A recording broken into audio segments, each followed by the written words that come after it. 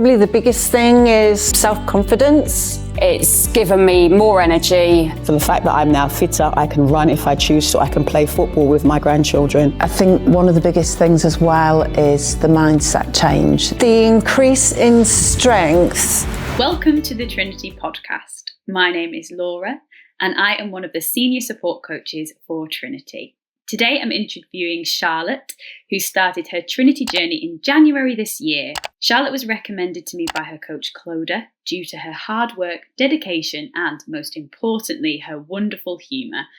Charlotte's described her journey to me as incredibly positive and names her top 3 wins as learning about the power and benefit of disciplined commitment, realising the power of connection between what you're doing physically and your mental state, and the big one, which she's still working on, the story you tell yourself about who you are and the world around you and how that's affected by the Trinity mindset work. So I'm really excited to introduce Charlotte. So Charlotte, hi, welcome to the podcast. Let's start with who you are and where you come from. Okay, hi Laura, thanks for having me on. I'm going to be 60 this year. So I've been around for a while, and part of the reason I joined Trinity was because I knew this year was going to be a big year. I'd been doing a sort of serious job for 10 years or something, and I figured with a new decade it was a time for a new kind of life. And so my sister had been doing Trinity and absolutely loved it, looked amazing, but more importantly was feeling so much better. She's a couple of years younger than me, so I thought, in order to make sure that I'm in the best place mentally and physically and strong as possible mentally and physically for this year, I would have a go I at love Trinity as that. well. So yeah, let's rewind then to pre-Trinity. What was your life like? What were you doing? Well, I was working as a solicitor, which is what I have been doing for the past 10 years. I did have another legal life decades before that, but most recently I've been doing this work as a solicitor in the private client area, which basically means you're helping people with their wills, lasting powers of attorney, some trust work, and dealing with people's estates after they've died. As a solicitor, you have obviously you're trying to give the best service you can, particularly in the case of estates. You're dealing with people who are bereaved, so it can be very, very difficult, especially if it's a second marriage, perhaps, and there are troubles, between children from the first marriage of the person who has died. And then that's just one example of many where things can get complicated and difficult. So trying to deal with people who are grieving, who have a load of technical steps that they have to go through, to get the grant of probate, communicate with the banks, deal with all the family situation, perhaps deal with the property. It's a lot for people to take on. I as a solicitor or anyone who's helping anyone in that bereaved state, you want to kind of be there for them. But as a solicitor, you're also, you've got your firm's fee targets that you have to meet. You've got problems with IT. You might have secretaries. You've got all the admin kind of stuff to deal with as well. And I just found it not really stressful. And so I was just thinking about, what can I do? I'm going to be 60. I'm not going to do this for another 10 years. Let's make a change. So that was where I was. I was desk-based, stressed, trying to stay healthy, but sometimes managing to get out for a walk at lunch. But, that was a good day. And it was just mentally just dreading Monday mornings. I hope no one I ever work with ever hears this podcast. But yeah, basically, that's no way to live your life if you don't have to. So I thought, I would stop doing that. Yes, that's so helpful and paints a brilliant picture of just how stressful you were. And you mentioned you were trying to stay healthy, so obviously incredibly difficult with everything going on. But what were you trying to do? You mentioned going for walks, but had you tried anything with eating or any kind of exercise, or was there just no time for that? Well, quite sort of sweetly but unhelpfully, people quite often bring into the kitchen, a lovely cake, or look at these fantastic biscuits, or boxes of sweeties and things like that. So just kind of trying to avoid those, which was really quite hard at 4:00 in the afternoon on a stressful day. You've already expended quite a lot of energy, and just the thought of that little sugary, that's going to just pick me up and give me energy to struggle through to the end of the day. So that was quite tricky. I had no idea about protein and fiber. I think I was trying not to be too carb based. But the amount of stuff you learn once you're on Trinity about nutrition, I didn't drink very much. But in terms of, the wheat, alcohol, dairy and sugar thing, probably dairy and sugar, I was a bit much. I had cut cow's milk out of my diet, but I was still, having quite a lot of butter and cheese and things. And I still do have those, but just in a much more controlled and moderate way. You start Trinity in January.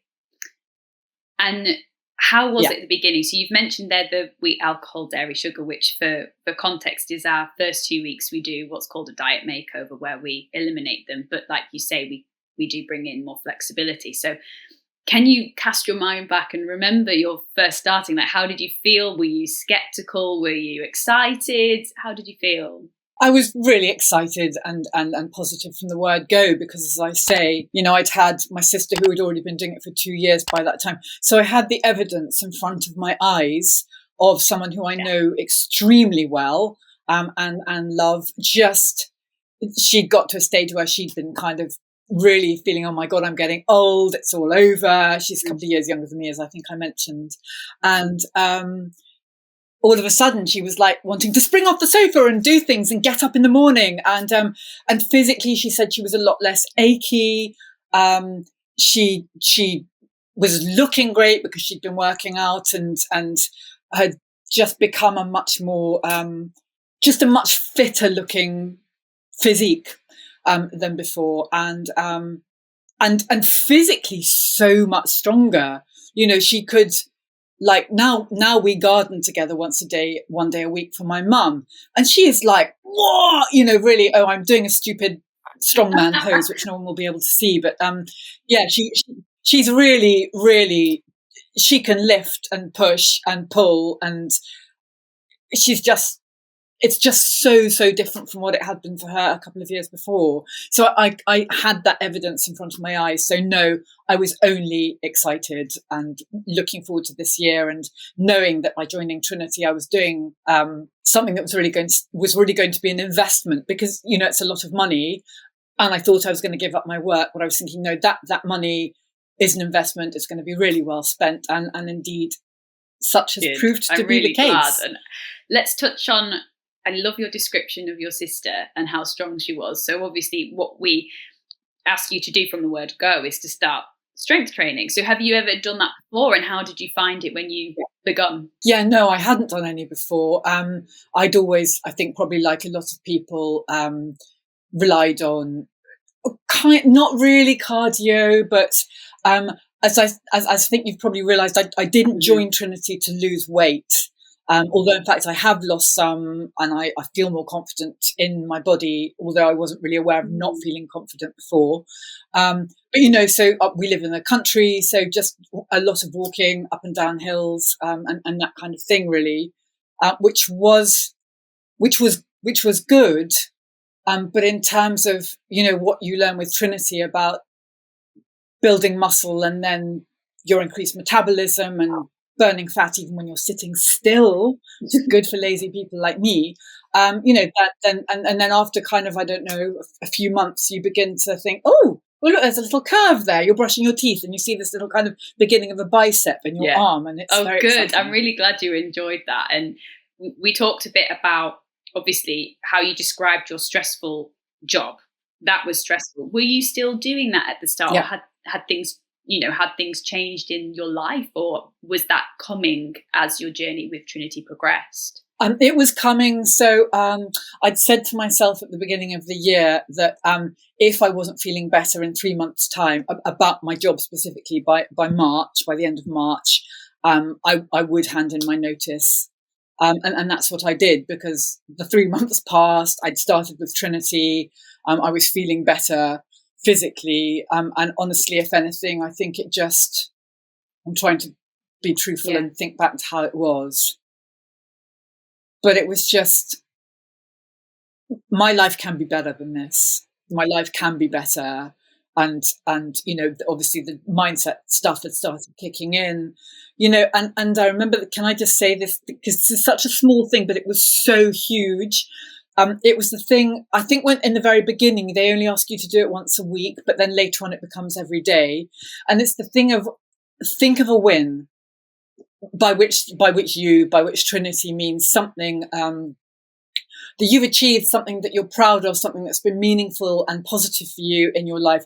And I think at the beginning they just say, think of something from the past week.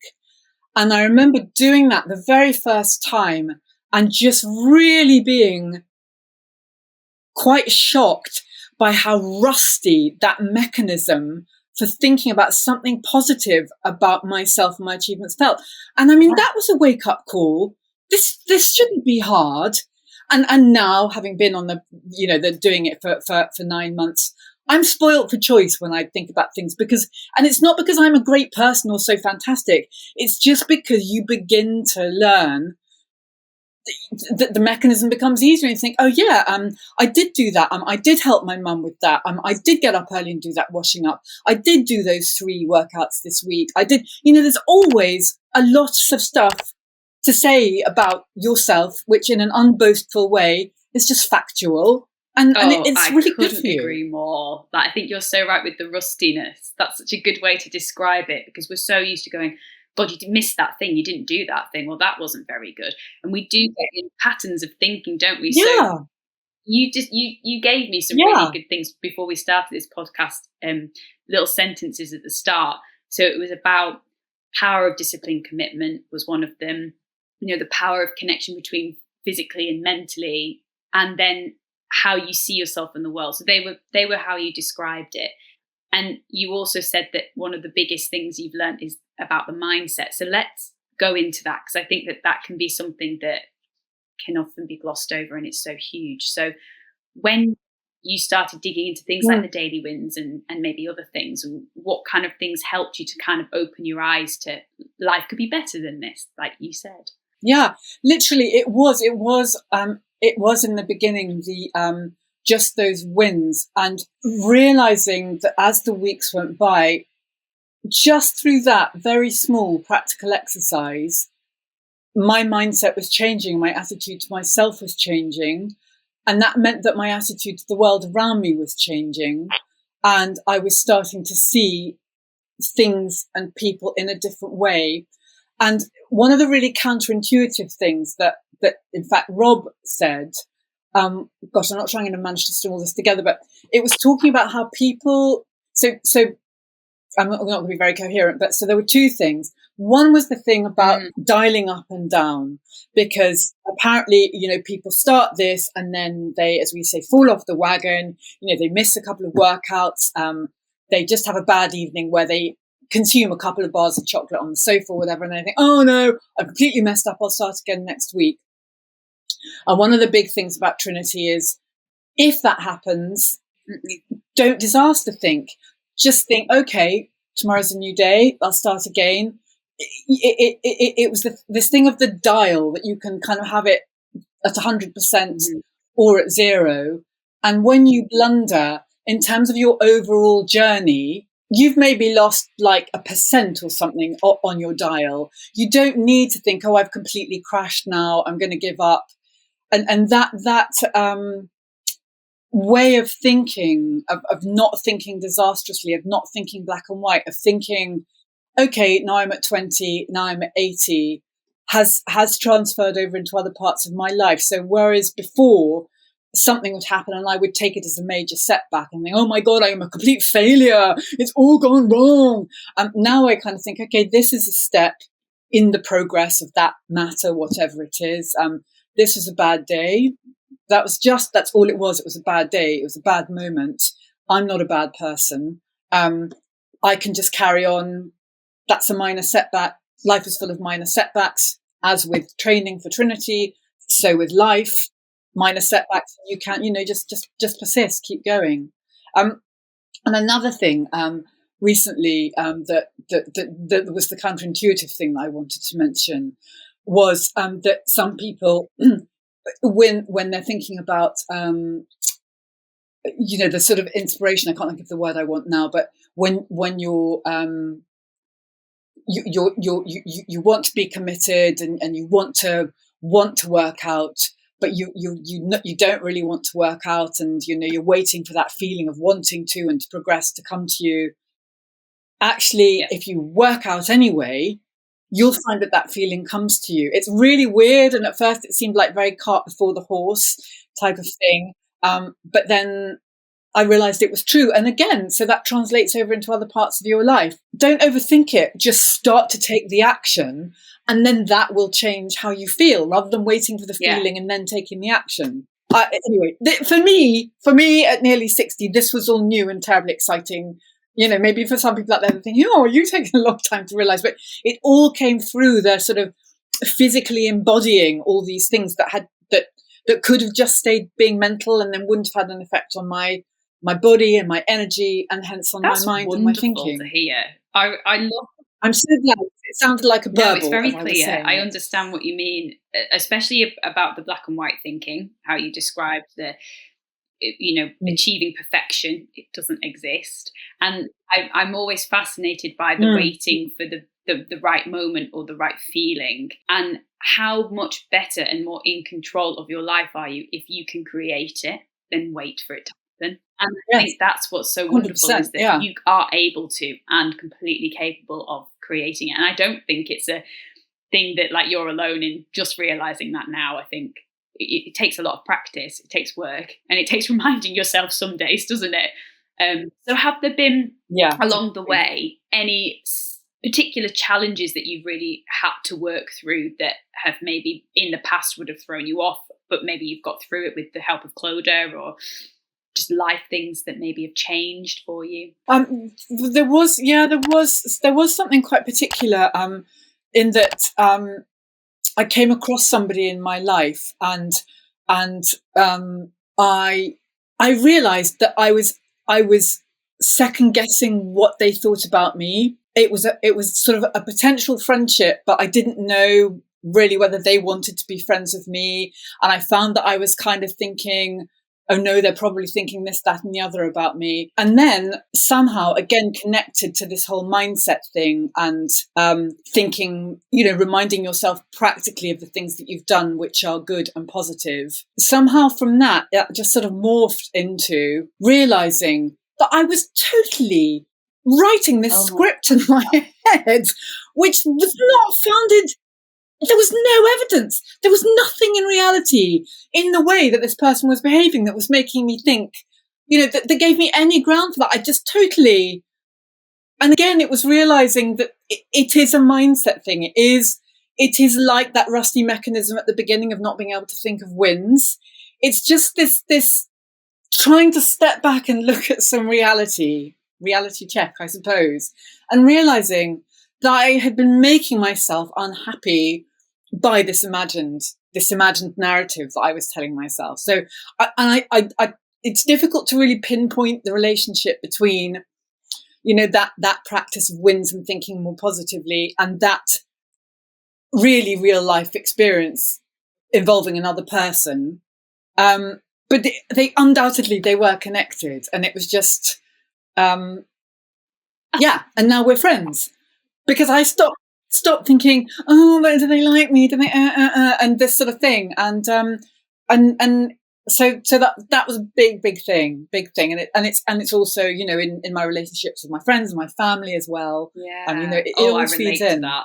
And I think sometimes we can also second guess, like you say, our ability in things. So like it sounds small, but in a workout, when you come to it and you talk to yourself like, God, I can't do that. I can't lift that. I'm too tired. I can't do that. This is on a smaller scale. And the way you tell yourself, it's not fact. It's just a thought, and doing stuff anyway, and taking a step back and building that resilience. So even as small as approaching a workout and building that mental resilience could be another stepping stone into being able to, now pass it into life and relationships and things. It all connects. Yeah.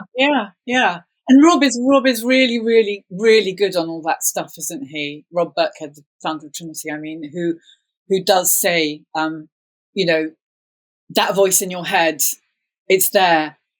you don't have to listen to it. You can just ignore it. And it is to do with those voices in our heads, isn't it? And you just shut up, I'm doing this now. And then you realize that voice was just some nasty little piece of, in your head. And actually, no, thank you.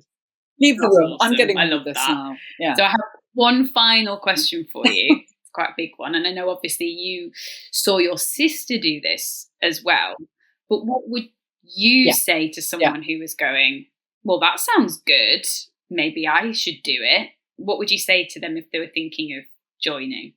Laura, I'm pretty sure the answer to that is obvious. Just do it. I've already said, and I know everyone says the same, but it's a lot of money. But I think the effects of it go so far beyond. They go so far beyond. I've got a few biceps now, or whatever. It is the whole discipline, the whole way that you think about things. It is that mind-body connection. You're feeling good, you're feeling positive and strong and confident in your physicality. It does feed over into a mental confidence as well. And, you feel that you can overcome tasks that you didn't have before. You feel more energetic, both physically and mentally. And it really does flow into other parts of your life. And for me, particularly, that is to do with, my relationships with other people, and also, setting up this new business. And I think I have less room for self-doubt than I would have if I tried to set this business up before, because I know that little voice saying a negative thing to me, that's all it is. It's a little voice of my own mind. It came from my own mind. My mind can tell it to take a hike as well. I mean, it's wonderful to speak to you and wonderful to hear how your brain is so much more resilient and stronger. So I'm really excited to hear more about your journey. So thank you so much for joining me. It's been an absolute pleasure. And thank you. Thank you.